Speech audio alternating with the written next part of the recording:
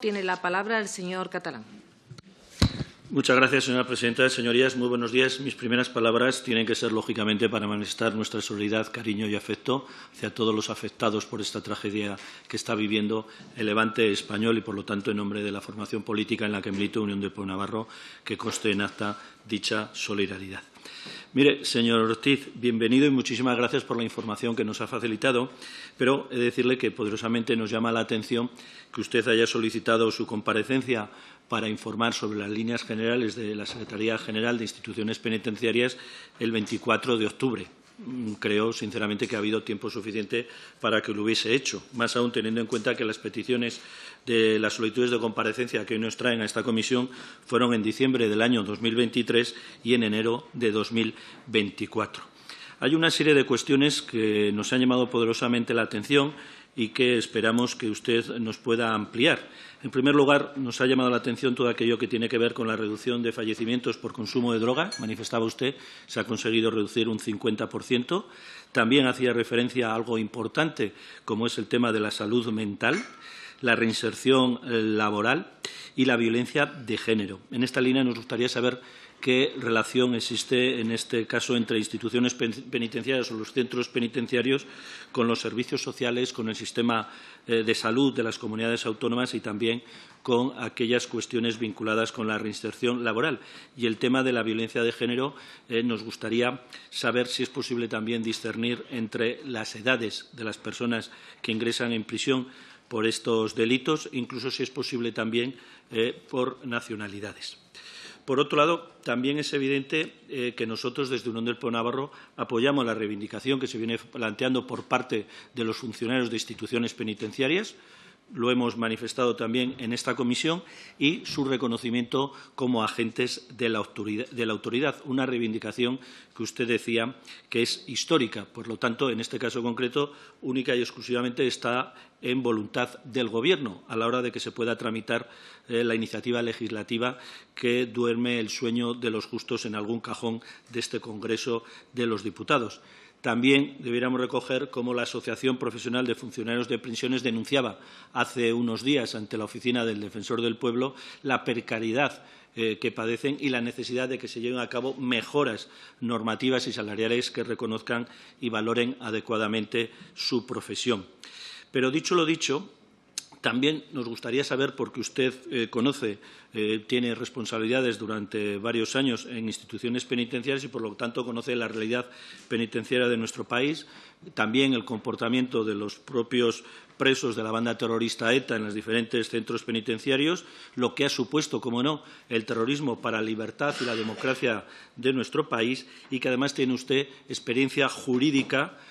Nosotros nos gustaría saber, y estamos seguros que usted conoce también los artículos 62 y 63 de la Ley de Memoria Democrática, que recogen infracciones y sanciones para aquellos actos en los que se haga una exhibición pública o un enaltecimiento de personas o de hechos vinculados con la guerra civil o con la dictadura de Franco.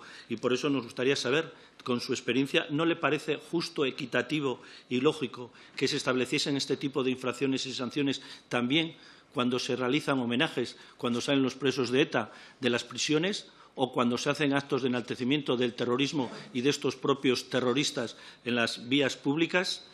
En su día, y usted hacía referencia también, y es el motivo también de esta comparecencia, se conoció que personas del entorno de los presos de ETA mantenían un canal de comunicación eficaz y estable, y son términos utilizados por ellos, con responsables del Partido Socialista de Euskadi para realizar, decían ellos también en sus propias palabras, una nueva perspectiva de política penitenciaria más humana.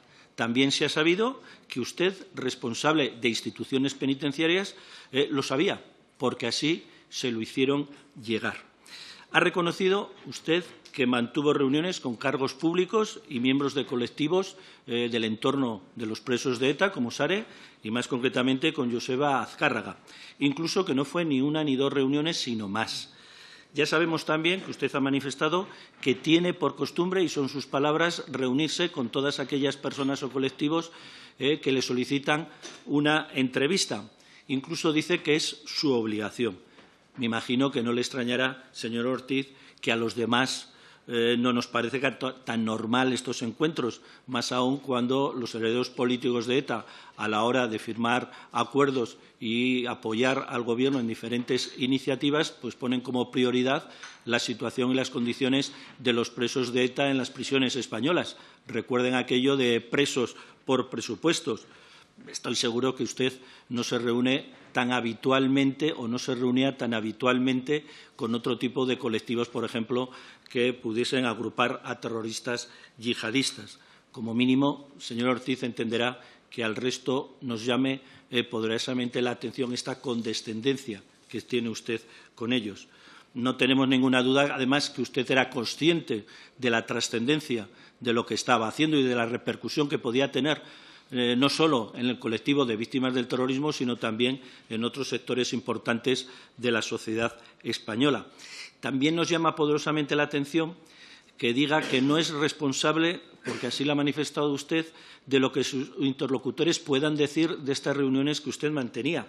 En este caso, he de decirle, y lo he de decir también lamentándolo, que nos resulta despreciable, porque algo le debiera importar, señor Ortiz, al menos, como digo, por respeto a las víctimas del terrorismo y a la propia democracia española. Ahí están los informes elaborados por la Guardia Civil sobre este tipo de reuniones o, sobre todo, la trascendencia o la utilización que hacían de estas reuniones el entorno de los propios presos de ETA. Incluso también ahí están las causas abiertas pues, contra personas que realizaron, organizaban actos de enaltecimiento y de homenaje a estos terroristas. Por cierto, señor Ortiz, ¿usted informó de estas reuniones a los partidos políticos que en su día firmamos el pactos antiterroristas? Lo digo porque eso me parece que sería una cuestión de respeto y de lealtad hacia el compromiso que adquirimos algunas formaciones políticas en la lucha antiterrorista. Porque, mire, cuando nosotros hemos preguntado por estas cuestiones, y lo hicimos en el Senado, más concretamente en el año 2022, con una serie de preguntas y solicitud de comparecencia del ministro Marlaska, no se contestó. Se nos remitieron a otras declaraciones y, como digo, no se quiso contestar. Si tan normal y habitual eran este tipo de reuniones, ¿no le parece más lógico haber dado información directa a la sociedad en lugar de esperar a que se les exijan responsabilidades, por ejemplo, en las Cortes Generales? Por otro lado, el Gobierno, a la hora de pagar esa compra de votos para mantenerse en el poder, transfirió la competencia en materia penitenciaria a la Comunidad Autónoma Vasca. Nos gustaría saber qué opinión le merecen los recursos que se han presentado por la Audiencia Nacional a bastantes actos en los que se concedían terceros grados a los presos de ETA. ¿No le parece que el elevado número de recursos, incluso las resoluciones en contra de estos terceros grados, evidencia que algo no está haciendo bien el Gobierno de la Comunidad Autónoma Vasca? Por otro lado, nos gustaría saber si es partidario de modificar la legislación actual para facilitar la salida de los presos de ETA, como reclaman socios del Gobierno del que usted forma parte. La respuesta es sencilla, sí o no. ETA ya no mata, señor Ortiz, pero sus herederos políticos están ahí y, además, como digo, se han convertido en sus socios presupuestarios. Socios presupuestarios, vuelvo a insistir, del Gobierno del que usted forma parte. ¿No le repugna que haya formaciones políticas que tengan entre sus dirigentes a terroristas? ¿No le repugna que haya formaciones políticas que llevan a terroristas en sus listas electorales? ¿No le repugna que haya ayuntamientos en la Comunidad Foral de Navarra o en la Comunidad Autónoma Vasca que utilizan todos sus soportes oficiales para defender reivindicaciones de colectivos como SARE en defensa de los presos de la banda terrorista ETA? ¿No le repugna que haya partidos políticos que son socios de este Gobierno que organizan actos de enaltecimiento de la trayectoria personal de los terroristas de ETA?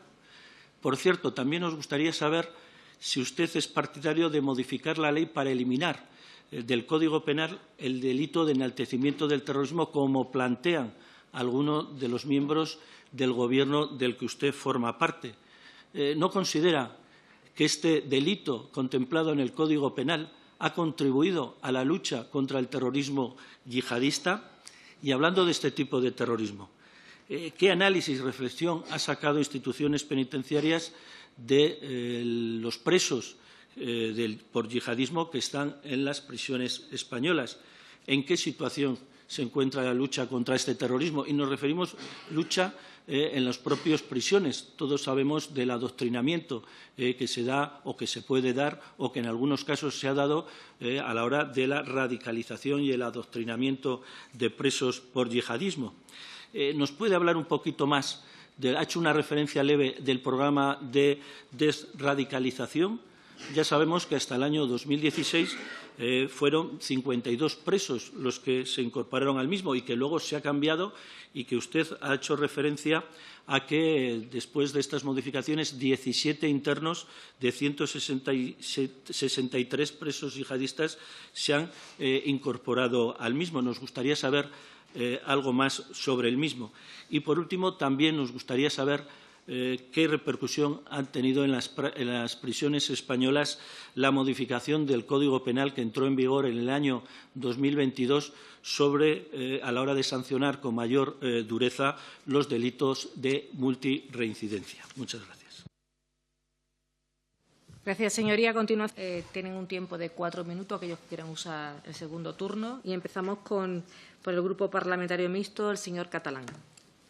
Muchas gracias, señora presidenta. Señor Ortiz, yo no sé si usted le pregunta al señor Marlaska, al ministro de Interior, qué pasa con la tramitación de esa iniciativa a la hora de declarar o conceder la agente de la autoridad a los funcionarios de prisiones. Yo no sé si usted lo hace, porque evidentemente si hay una mayoría parlamentaria que está de acuerdo, no se entiende por qué no se tramita. Ya lo han dicho, que en la anterior legislatura también hubo una legislatura similar y que durmió el sueño de los justos y que acabó la legislatura y que no se tramitó. Por lo tanto, ¿no será que hay algún socio de Gobierno que no está de acuerdo y eso está condicionando que se tramite esta normativa? Por lo tanto, no mire hacia afuera, sino hacia adentro y hacia el compromiso y, sobre todo, los intereses que tiene el Gobierno en esta cuestión también a la hora de pagar la compra de votos de sus socios. Hay una serie de preguntas que usted no ha contestado, incluso hablando de terrorismo yihadista, de la desradicalización, de los programas, etcétera, etcétera, incluso también de la violencia de género, que nosotros se las haremos por escrito. Pero, por otro lado, decepcionante, señor Ortiz, decepcionante, por no decir vergonzoso, que usted diga que no es el momento y lugar para hablar de la dignidad y la justicia que se merecen las víctimas del terrorismo y el comportamiento que está teniendo este Gobierno con los terroristas de ETA. Yo creo sinceramente que para hablar de dignidad y de justicia siempre es el momento y el lugar. Y para demostrar esa empatía con las víctimas del terrorismo, siempre. Pero es que usted ni siquiera ha contestado a la pregunta fundamental y usted tiene responsabilidades de instituciones penitenciarias, si es partidario o no de modificar el Código Penal para eliminar el delito de enaltecimiento del terrorismo. Ni eso siquiera, señor Ortiz, ni eso siquiera. Yo, por lo tanto, creo que hay que tener un poco más de valentía política y personal y siempre es el momento y el lugar para dignificar a las víctimas del terrorismo, porque si no, al final, ustedes, desde el Ministerio de Interior, lo que estarán evidenciando es lo que nosotros ya hemos denunciado más de una vez. Qué buenos vasallos hubiesen sido si hubiesen tenido buen señor. Muchas gracias. Bien, a continuación tiene la